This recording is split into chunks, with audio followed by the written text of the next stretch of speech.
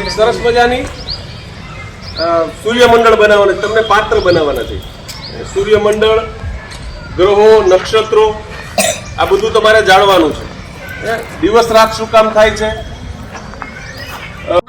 પ્રવૃત્તિ અમે કરાવવાના છે. કરવી છે ને બધાને રસથી. અને તમને જે પેમ્પલેટ આપ્યા છે ને એની પાછળ એની અંદર લખેલું છે કે કયા ગ્રહની કઈ લાક્ષણિક.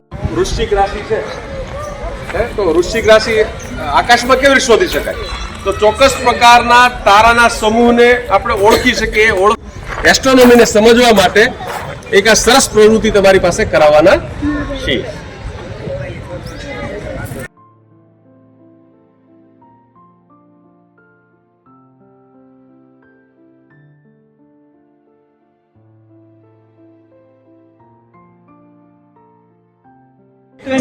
ગતિમાં પરિભ્રમણ ને પરિક્રમણ કર્યા રાખે છે.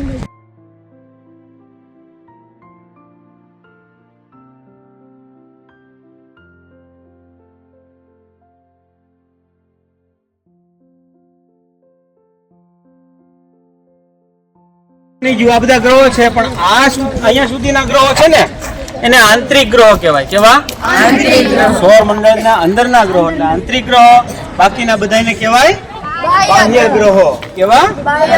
હવે પૃથ્વી છે, પૃથ્વીથી વચ્ચે બીજા બે ગ્રહ આવી ગયા છે, બુધ અને શુક્ર. કરે છે પૃથ્વી દિવસ અને રાતને. શું કરે છે પૃથ્વી?